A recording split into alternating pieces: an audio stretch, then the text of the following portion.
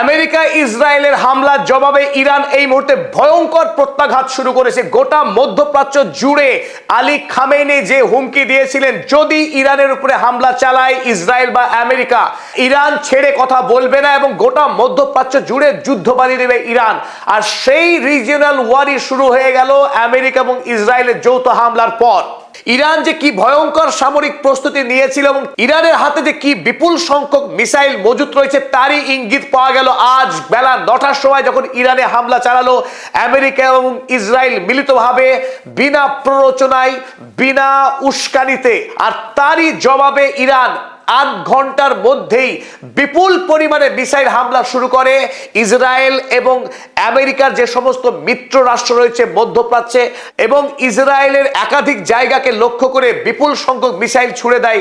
যাতে আমরা দেখতে পাচ্ছি ইতিমধ্যেই মধ্যপ্রাচ্যের আমেরিকার যে বিপুল সংখ্যক সেনা ছাউনি রয়েছে, সেই সমস্ত সেনা ছাউনি ইতিমধ্যেই অনেকগুলি ভস্মীভূত, বেশ কিছু সেনা ছাউনি ইতিমধ্যেই আক্রান্ত হয়েছে ইরানের মিসাইলে। মধ্যপ্রাচ্য এই মুহূর্তে অগ্নিগর্ভ অবস্থা। একাধিক দেশ তাদের বিমান পরিষেবা বন্ধ করেছে। ইরানের ইন্টারনেট পরিষেবা সম্পূর্ণরূপে রুদ্ধ।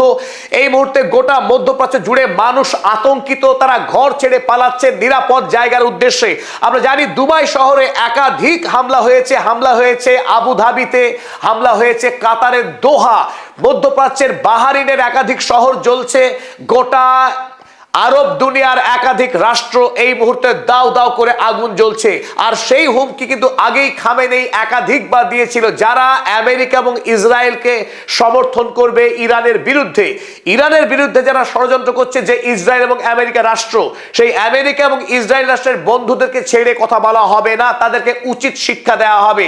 আমরা দেখলাম আমেরিকা এবং ইসরায়েল তারা আক্রমণ চালাবার কিছুক্ষণ সময়ের মধ্যেই পাল্টা কড়া হুমকি দিয়েছিল ইরানের একাধিক মন্ত্রী। আলী খামেনি এখনো তিনি নিরাপদ রয়েছেন, বাসস্থানে সুস্থ রয়েছেন। মাসুদ পেজেশকিয়ান ইরানের রাষ্ট্রপতি অক্ষত আছেন। ইরানের প্রথম সারির নেতা কেউ আক্রান্ত হয়নি। আইআরজিসি সদর দপ্তরে আক্রমণ হয়েছিল মাসুদ পেজেশকিয়ানের রাষ্ট্রপতি ভবন, কিন্তু কোনো ব্যক্তি আক্রান্ত হননি, সেইভাবে তার খবর নেই। কিন্তু পাল্টা আক্রমণে এই মুহূর্তে গোটা মধ্যপ্রাচ্যে আগুন লাগিয়ে দিয়েছে ইরান। যে কথা বলেছিল ইরান, সেই কথাকে সত্য করেছে। আমরা দেখতে পাচ্ছি ইতিমধ্যেই কুয়েতের আল সালেম এয়ার বেস, ইতিমধ্যে ইরানের মিসাইল হামলা হয়েছে এই সেনা ছাউনিতে। অন্যদিকে আরব আমিরাত, মধ্যপ্রাচ্যের সব থেকে দুশ্মন রাষ্ট্র ইরানের, এই আরব আমিরাত ইতিমধ্যে আমরা জানি আব্রাহাম অ্যাকর্ডের মাধ্যমে ইসরায়েলের সঙ্গে বাণিজ্য চুক্তিতে আবদ্ধ এবং ইসরায়েলকে সমস্ত রকম সহযোগিতা করেছে ইসলাম ধর্মের বিরুদ্ধে বিদ্বেষ ছড়ানো, ইরানের বিরুদ্ধে ষড়যন্ত্র করা, একাধিক কাজে যুক্ত এই আরব আমিরাতে যে মার্কিন সেনা ছাউনি আল দাফরা এয়ারবেস, এই আল দাফরা এয়ারবেসেও কয়েকটা মিসাইল হামলা চালিয়েছে ইতিমধ্যেই ইরান। কাতারের আল উদেইদ এয়ারবেস, আমেরিকার সর্ববৃহৎ সেনা ছাউনি মধ্যপ্রাচ্যের, এমনকি আল থানি, কাতারের শাসক ডোনাল্ড ট্রাম্পের প্রিয় বন্ধু বলেই মনে করে ইরান, সেই কাতারের আল উদেইদ এয়ারবেসে মারাত্মকভাবে মিসাইল হামলা চালিয়েছে ইরান। এখান থেকে প্রমাণ হয় ইরানের সক্ষমতা কত ভয়ঙ্কর। আমেরিকার যে এয়ার ডিফেন্স সিস্টেম প্যাট্রিয়ট কিংবা থার্ড, সেগুলো যে অকেজো, মধ্যপ্রাচ্যে তারা ইরানের মিসাইলকে যে আটকাতে পারবে না বলে আশঙ্কা করা হয়েছিল, সেই আশঙ্কায় সত্য হলো। আমেরিকার থিঙ্ক ট্যাঙ্ক বারবার জানিয়েছিল আমেরিকাকে ইরান হামলা না করতে।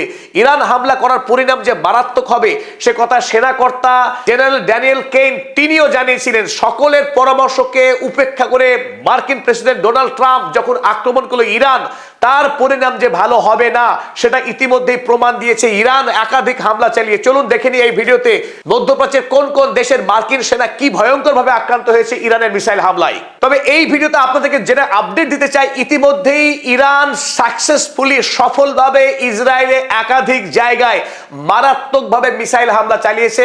এই মুহূর্তে ইসরায়েল মাটির তলায় চলে গেছে এবং গোটা দেশ জুড়ে সাইরেন বাজছে। যে গল্প ছিল যে ইসরায়েলের বায়ু প্রতিরক্ষা ব্যবস্থা থেকে অত্যন্ত শক্তিশালী, অপ্রতিরোধ, ইসরায়েলকে নাকি আক্রমণ করাই যাবে না, তাদের অ্যারো 3 এয়ার সিস্টেম, আয়রন ডোম, কোন ডোম কাজে আসেনি। ইরান যে সমস্ত মিসাইল হামলা চালিয়েছিল ইসরায়েলে, অধিকাংশই সফলভাবে আঘাত করতে সক্ষম হয়েছে। মাত্র 2টি মিসাইলকে জর্ডনের আমেরিকান বেস আটকাতে পেরেছে। বাকি মিসাইলগুলো ইতিমধ্যে ইতিমধ্যেই ইসরায়েলকে সফলভাবে আক্রমণ করেছে। এতে আমেরিকা এবং ইসরায়েলের যে বায়ু সুরক্ষা ব্যবস্থা কত ঠুনকো, কত ছেদো, সেটা প্রমাণ করে দিল ইরানের এই সামরিক শক্তি। ইরানের মিসাইল কি ভয়ঙ্কর শক্তিশালী, তার গতি এবং তার প্রযুক্তি কত উন্নত, তার সামনে এই মুহূর্তে আমেরিকা এবং ইসরায়েল ছিন্ন ভিন্ন অবস্থায়। খামেনি যে কথা বলেছিলেন, তাকে আক্রমণ করলে যে আঞ্চলিক যুদ্ধ তিনি লাগিয়ে দেবেন, রিজিওনাল ওয়ার তিনি শুরু করবেন, সেই আশঙ্কায় সত্য হলো। তারও আরো গুরুত্বপূর্ণ কথা এই, ইরান ইতিমধ্যেই জাতিসংঘে চিঠি লিখে জানিয়েছিল যদি ইরান আক্রমণ করে আমেরিকা বা ইসরায়েল বিনা প্ররোচনায়, তাহলে গোটা মধ্যপ্রাচ্য জুড়ে আমেরিকার যত সেনা ছাউনি রয়েছে, আমেরিকার যত সামরিক অস্ত্র বা যন্ত্রপাতি রয়েছে, প্রতিটা জায়গায় আক্রমণ করবে ইরান এবং তার সেই ক্ষেত্রে নৈতিক অধিকার রয়েছে। আন্তর্জাতিক আইনের দোহাই দিয়ে ইরানকে যুদ্ধ অপরাধের কোনো অভিযোগে অভিযুক্ত করা যাবে না, সে কথা আজকেও আলী খামেনি জানিয়ে দিয়েছে, জাতিসংঘকে আরো একবার সতর্ক করেছে যে যেহেতু ইরানকে আক্রমণ করছে ইসরায়েল এবং আমেরিকা মিলিতভাবে বিনা প্ররোচনায়, সুতরাং এই মুহূর্তে ইরানের পূর্ণ অধিকার রয়েছে গোটা মধ্যপ্রাচ্য জুড়ে